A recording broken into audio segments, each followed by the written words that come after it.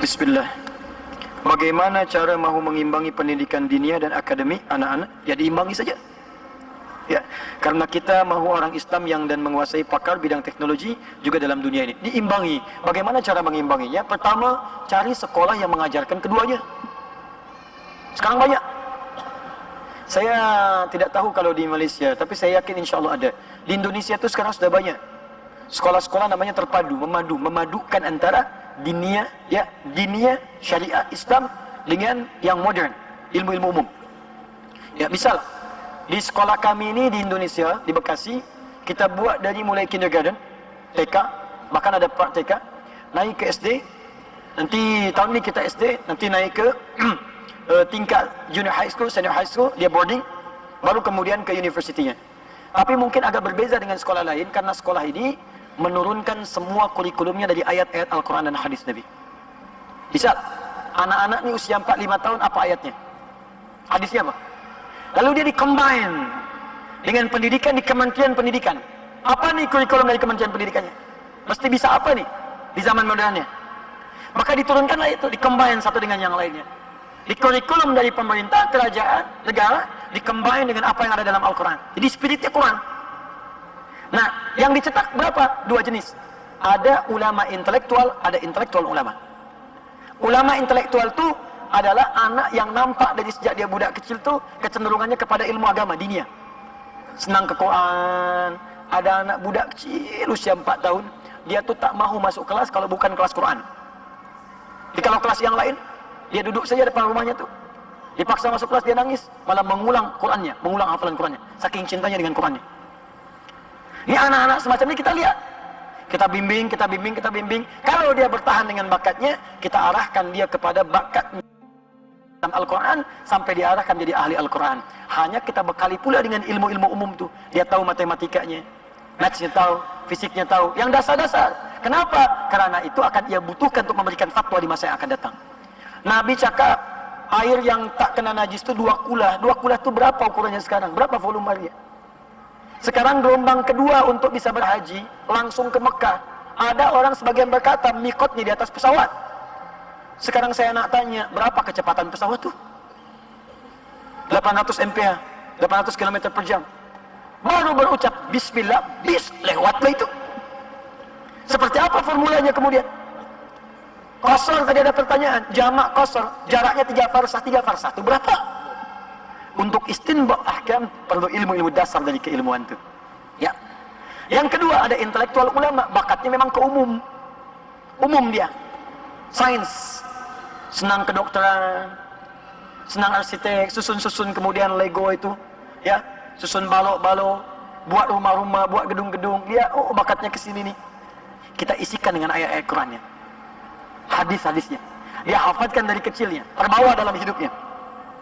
Kemudian masa itu kita bimbing dia dengan bidang yang dia inginkan. Maka jadilah dia di kemudian hari dokter yang hafaz Quran, insinyur yang hafal Quran, arsitek yang hafaz Quran. Dan itu banyak dulu. Tuan-puan kalau mengaji di masjid atau surau-surau misalnya di Malaysia, ada kajian kitab fiqih, kitabnya bernama Bidayatul Mujtahid fi Nihayatil Muqtasid. Kitab Bidayatul Mujtahid ini itu bahasan fikih muqarin. Jadi membandingkan pendapat-pendapat ulama tentang kes-kes tertentu. Bagaimana kalau saya pergi ke satu tempat tak ada makanan halal? Apa pendapat mazhab ni, dalilnya apa? Dia kumpulkan di situ. Ternyata yang menulis kitab itu seorang dokter bedah. Namanya Ibnu Rushd.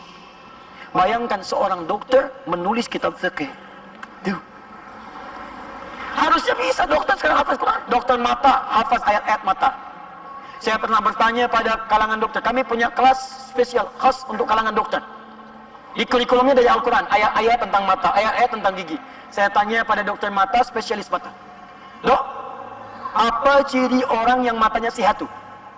Dia cakap, Ustaz, mata orang sehat tuh, mata yang bila dia nampak, melihat, dia nampak dengan jelas. Tak pakai alat bantu. Jelas, tampak terang, bagus. Saya bilang, saya banyak nampak orang seperti itu. Tanpa alat bantu, pandangan jelas. Tapi dia tuh tak bisa bedakan mana kasut dia, mana kasut orang. Dia pergi masjid, keluar masjid tertukar kasut tuh. Itu apa yang salah? Wah, itu bukan bidang saya, Ustaz.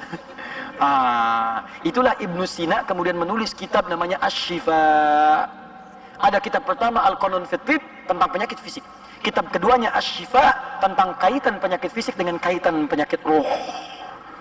Maka dikeluarkan ayat-ayat Quran untuk membimbing mata yang baik, bukan sekedar jelas dipandang, tapi bagaimana memfungsikan pandangan itu sesuai dengan fungsinya. Disilah cari. Kalaulah anak puan ni yang bertanya, misal sekolahnya di sekolah umum saja, maka berikan dia kurikulum untuk bisa ke masjid menghafaz Quran. Berikan teman-teman yang baik, titipkan di guru-guru misalnya yang dekat dengan agama. Sekarang banyak seperti itu. Di Indonesia sekarang ada kelas sekolah-sekolah namanya IT. Bukan IT yang teknologi, bukan. IT ini tambahan plus. Jadi dia sekolah umum, tapi dia mendapatkan tambahan hafazan Quran.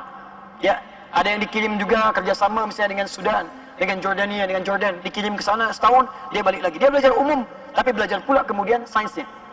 Sekarang banyak di Saudi, di Jeddah itu, di University King Abdul Aziz University itu ada jurusan umum, sains.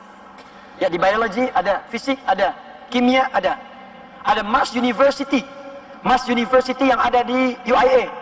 Ya, itu mencetak kerjasama dengan MIT, Massachusetts Institute of Technology. Dia mendapatkan 2 syahadah, 2 ijazah. Ya, 2 sertifikat. Jadi dia belajar umum, belajar teknologi, dia belajar IT, tapi sekaligus belajar ilmu-ilmu keislaman.